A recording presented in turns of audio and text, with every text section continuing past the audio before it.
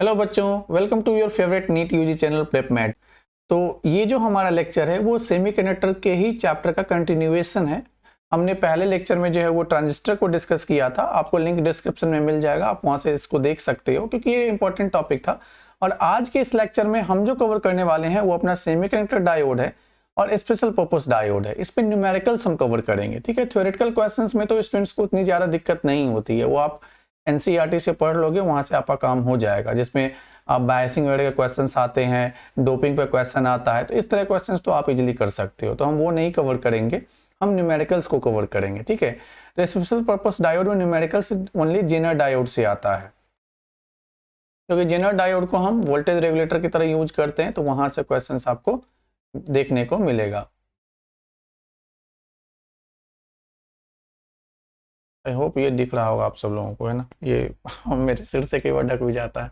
Anyways, logic gates जो है वो हम किसी और लेक्चर में कवर करेंगे। तो चलिए इसको शुरू करते हैं, पर शुरू करने से पहले एक छोटी सी रिक्वेस्ट है आप सब लोगों से, इस चैनल को लाइक और सब्सक्राइब कर दीजिए ताकि हमें भी मोटिवेशन मिलेगा। अच्छा, एक और इम्पॉर्टेंट अनाउंसमेंट है, आप सब लोगों को पता ही होगा कि 17 जुलाई को अपना नीट का एग्जाम होने वाला है। ठीक है ना, 17 जुलाई। तो हमारे पास सफिशिएंट टाइम है और हमारा टारगेट है 40+ क्वेश्चन करना नीट में। ठीक है, क्योंकि बिना 40+ क्वेश्चन किए फिजिक्स में, वो कई बार क्या होता है मैं 40+ बोल देता हूँ तो बच्चे समझ लेते हैं कि सर 40+ मार्क्स बोले। नहीं, मार्क्स नहीं बोल रहा हूँ, 40+ क्वेश्चंस बोल रहा हूँ।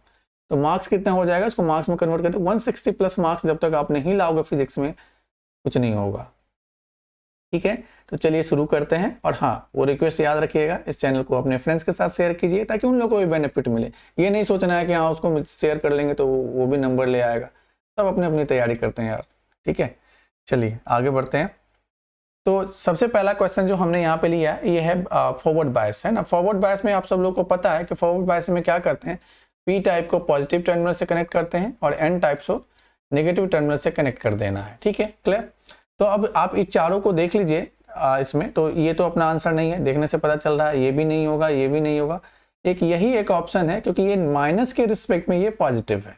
ठीक है, तो अपना आंसर इसके इसमें क्या हो गया, डी हो गया। ठीक है, तो एकदम छोटा सा क्वेश्चन है, 2017 में भी आया था और 2006 में भी आया था। ठीक है, नेक्स्ट आगे बढ़ते हैं। अच्छा, ये चेंज इन टेम्परेचर पे क्या होता है। तो देखो, जब भी चेंज इन टेम्परेचर मतलब टेम्परेचर को आप बढ़ाओगे, है ना, ये देखा ड्यू टू हीटिंग, तो हीट मतलब क्या हुआ, टेम्परेचर को आप इंक्रीज करोगे तो क्या होता है, electrons and holes are generated. तो जब electron and hole pair generate होगा, जनरेटेड, ठीक है ना, तो जब जनरेट होगा तो केवल फॉरवर्ड और रिवर्स बायस नहीं, वो पूरा का पूरा वीआई कैरेक्टरिस्टिक ही अफेक्ट हो जाएगा। क्योंकि क्या होगा, नंबर ऑफ चार्ज के रेट आप इंक्रीज कर देते हो, नंबर ऑफ चार्ज के रेट बढ़ने से तो सारी चीजें बदल जाएंगी। ठीक है ना, तो आंसर अपना डी होगा इसमें। ये थ्योरेटिकल कॉन्सेप्ट का क्वेश्चन है, इसमें कुछ ज्यादा करने को है नहीं। नेक्स्ट क्वेश्चन देखिए, the given circuit has 2 ideal diodes. देखो, जब भी आइडियल डायोड मिले ना, आपको बस एक चीज ध्यान में रखना है कि आइडियल डायोड में क्या करना है, जहां पे भी आइडियल डायोड मिले तो आपको ये देखना है कि पहले वो फॉरवर्ड बायस है या रिवर्स बायस है। अगर फॉरवर्ड बायस होगा तो वो जीरो रेजिस्टेंस ऑफर करेगा। ठीक है, जीरो रेजिस्टेंस ऑफर करेगा। और अगर वो रिवर्स बायस होगा तो वो क्या करेगा, इनफाइनाइट रेजिस्टेंस ऑफर करेगा। ठीक है, बस ये दो चीजें ध्यान रखनी है, फिर इसी से अपना सारा का सारा काम चलेगा। और आप ये देखोगे नहीं, ये बहुत ही फेवरेट टॉपिक है, बहुत बार पूछा गया है। ठीक है, तो आप यहाँ पे देख लो कि ये 10 वोल्ट है, तो ये तो रिवर्स बायस है, इसको हटा दीजिए, कंडक्ट ही नहीं होगा। ठीक है, और इसको zero resistance plus short circuit कर दीजिए। ठीक है, तो बात खत्म हो गई। तो आपका करंट कितना हो जाएगा, तो आई क्या लिखोगे, तो देखो भाई 10 ओवर 2 ओम ये और 2 ओम ये दोनों सीरीज में 2/4, तो आंसर कितना हो गया 2.5 एम्पियर। ठीक है, क्लियर। बहुत आसान सा क्वेश्चन है, चलिए आगे बढ़ते हैं।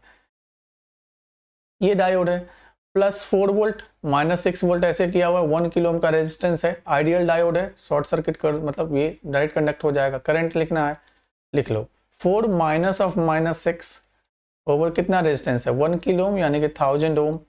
तो इसको क्या करोगे 10/10⁻³ और ये हो जाएगा 10⁻² एम्पियर। ठीक है, ये आंसर हो गया डी का। ठीक है, क्लियर है।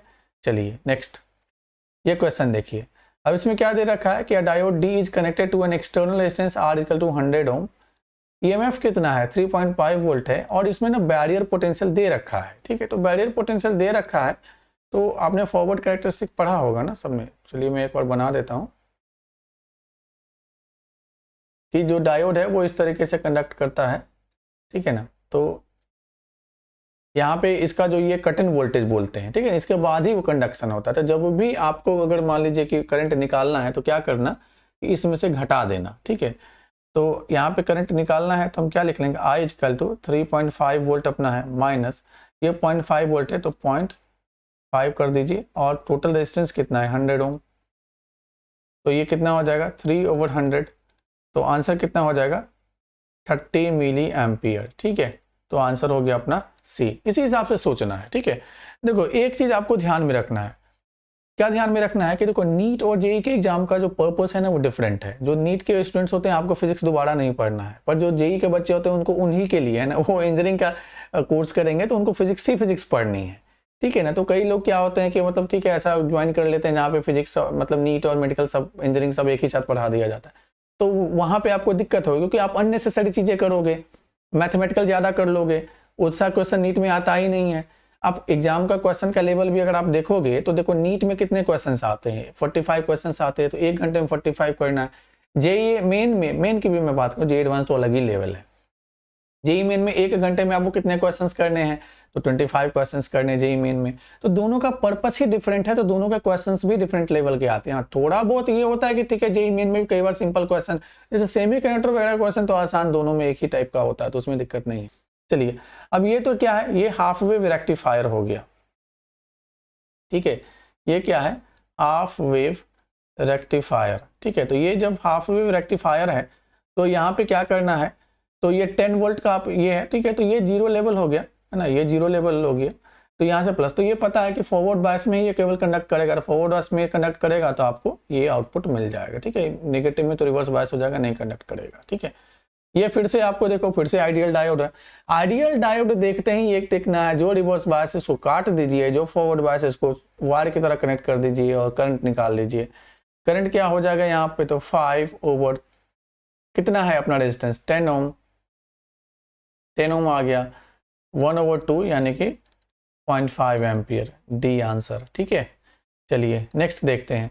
ये फिर से वही फॉरवर्ड बायस रिवर्स बायस का क्वेश्चन है, तो यहाँ पे देख लेना है, मैंने पहले भी बोला था कि क्या देखना है कि जो पी साइड वाला है ना, पी साइड का वोल्टेज मान लेते हैं अगर V1 है और एन साइड का वोल्टेज अगर V2 है, ठीक है, तो हमेशा V1 जो है वो ग्रेटर देन V2 होना चाहिए, यानी कि P हमेशा हायर पोटेंशियल से कनेक्ट होना चाहिए with respect to what, n side, ठीक है। तो यहाँ पे आप फर्स्ट वाला देखो, ये P 10 से है और ये एन जो है वो 5 से है, तो ये तो ठीक है। ये P -10 एन 0 नहीं, ये गलत है, P -12 है और N, तो रिलेटिवली P साइड क्या है, हायर पोटेंशियल हो गया, ये भी सही है, और ये तो गलत हो गया, तो आंसर कौन सा हो गया, सी, ठीक है। रिलेटिव देखना है। नेक्स्ट फिर से वही आइडियल डायोड है, ये रिवर्स बायस है तो इसको काट दीजिए, ये फॉरवर्ड बायस है इसको शॉर्ट सर्किट कर दीजिए। करंट कितना हो जाएगा 5 ओवर टोटल रेजिस्टेंस, ये और ये सीरीज में तो 30 एंड 20 50, तो ये तो डायरेक्ट आपका आंसर बी हो गया, ठीक है। चलिए नेक्स्ट देखते हैं। अब ये जो है ना वो एलईडी पे दे रखा है, गैलियम आर्सेनाइड फॉस्फाइड, ठीक है ना। ये जो अपने घर में जो बल्ब होता है ना वो सब इसी से बना होता है, ठीक है ना। और क्यों, क्योंकि इसका जो एनर्जी बैंड गैप है ना वो 1.9 इलेक्ट्रॉन वोल्ट से लेकर 3.1 इलेक्ट्रॉन वोल्ट के आसपास होता है। इसको आप वेवलेंथ में कन्वर्ट करोगे तो ये लगभग 360 नैनोमीटर से लेकर के और 700 नैनोमीटर के रेंज में पड़ेगा, और यही अपना विजिबल रीजन होता है। तो भाई बल्ब जलाओगे तो रोशनी तो चाहिए ना, अब ऐसा बल्ब का ऑन करके क्या करना है कि जहाँ से रोशनी नहीं आए। आपको सिलिकॉन का बना के दे देगा बल्ब वाला और वो तो जलेगा ही नहीं, और जलेगा क्यों नहीं, क्योंकि भाई वो लाइट तो इमिट करता है पर वो अल्ट्रा वायलेट रीजन में होगा, तो आपको दिखेगा ही नहीं, क्या करोगे वैसा बल्ब का, ठीक है। तो देखो इसमें क्या करते हैं, वैसे ये dual nature of matter and radiation का ज़्यादा क्वेश्चन है। तो एनीवेज एनर्जी कितनी होती है, HC ओवर लैम्डा होती है, HRC को मल्टीप्लाई करेंगे तो ये 1240, चूंकि नैनोमीटर में आंसर है तो मैं नैनोमीटर में लिखूंगा, नैनोमीटर ओवर लैम्डा लिख लेते हैं, हमको निकालना लैम्डा है, तो लैम्डा इक्वल टू कितना हो जाएगा 1240 नैनोमीटर, ये इलेक्ट्रॉन वोल्ट होता है, ठीक है। और आंसर लैम्डा की वैल्यू नैनोमीटर में रखनी होती है, ठीक है। तो लैम्डा सॉरी हाँ लैम्डा निकालना है, E इलेक्ट्रॉन वोल्ट हो गया, तो E की वैल्यू हम रख देंगे, कितना दे रखा है 1.9 रख दीजिए, 1240 ओवर 1.9 ठीक है। इलेक्ट्रॉन वोल्ट तो कैंसिल हो जाएगा, ये मिलेगा। इसको सॉल्व करना, ये अप्रॉक्सीमेटली है ना, मैं अप्रॉक्सीमेटली वैल्यू ये 654 नैनोमीटर के आसपास आ जाएगा। ठीक है, तो ये ध्यान रखें। देखो क्या है, एग्जाम में ये सब शॉर्टकट अगर याद नहीं रहेगा ना तो वो कैलकुलेशन करने में आधा समय चला जाता है। ठीक है, चलिए नेक्स्ट क्वेश्चन देखते हैं। अच्छा, इसको आप अच्छे से समझ लो, ये है जेनर डायोड का वोल्टेज रेगुलेशन वाला पार्ट। ठीक है ना, ये बहुत अच्छे से समझ लो। दो चीजें ही करनी होती है। पहला देखो, यहां से करंट आई जाती है, एक इधर जाएगा, मान लेते हैं ये आई आर हो गया। ठीक है, इसको मैं यहां लगा देता हूं। ठीक है, आई एल लिख लो, लोड रजिस्टर है ना, तो आई एल लिख लेते हैं। और इसमें जो ब्रांच में करंट आ जाएगा वो आई जेड हो जाएगा। ठीक है, तो आप क्या लिख लोगे, आई इजकल टू क्या हो जाएगा, I Z plus I L. And यहाँ से हमको निकालना है आई जेड, तो क्या करेंगे, आई माइनस आई एल चाहिए। तो आपको हर जगह पे बस यही करना है। क्वेश्चन में हमेशा आपसे वो जेनर डायोड से जो करंट पास करता है वही पूछेगा, और आपको क्या करना है, इसमें मेन करंट निकालना है और लोड करंट निकालना है और उसको सब्ट्रैक्ट कर देना है। ठीक है, अच्छा अब देखो, जो ये 15 वोल्ट है ना, तो ये लोड रजिस्टर के क्रॉस ड्रॉप 15 वोल्ट का ही हो जाएगा। ठीक है, ये हमेशा ध्यान रखना बस।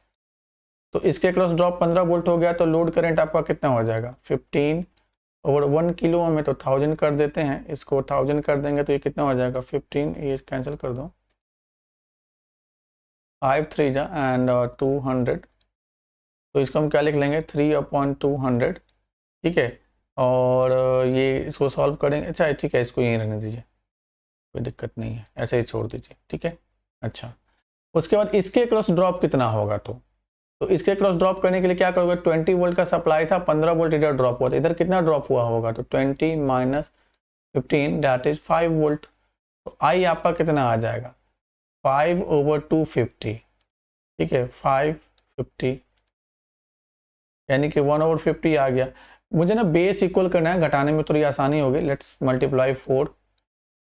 ठीक है, तो 4/200 एम्पियर। तो अब आई जेड क्या हो जाएगा, 4/200 माइनस 3/200, और ये क्या मिल जाएगा, 1/200, और ये कितना हो जाएगा, 5 मिली एम्पियर। ठीक है, तो ये आराम से आप इसको आंसर कर सकते हो, 5 मिली एम्पियर। ठीक है, क्लियर है। चलिए नेक्स्ट क्वेश्चन को देखते हैं, आगे बढ़ते हैं। ठीक है, चलिए अब ये क्वेश्चन देखिए, the circuit has 2 oppositely connected ideal diodes in parallel. तो फिर से वही है, ये इसको काट दीजिए, ये नहीं जाएगा, रिवर्स बायस है, ये कंडक्ट होगा, शॉर्ट सर्किट कर दीजिए इसको। ठीक है, तो करंट कितना हो जाएगा, आई सिंपल 12/4 एंड 2 सीरीज में हो जाएगा 6, तो 2 एम्पियर आंसर। ठीक है, चलिए नेक्स्ट क्वेश्चन देखिए, फिर से जेनर डायोड है, तो इसके क्रॉस क्या ड्रॉप दे रखा है, 5.6 वोल्ट दे दिया है। तो 5.6 दे दिया, तो आपको पता ही है यहाँ पे ड्रॉप कितना हो जाएगा, 9 माइनस 5.6 यानी कि कितना हो जाएगा, 3.4 वोल्ट। ठीक है, तो यहाँ से आई गया, इधर में तो आई एल चला जाएगा। ठीक है ना, तो आई कितना लिखोगे, तो 3.4/200, इसको सॉल्व करोगे तो ये हो जाएगा आपका 17 मिली एम्पियर, इसको लिख सकते हैं, है ना, क्योंकि ये देखो 2 से 100 टाइम्स डिवाइड होगा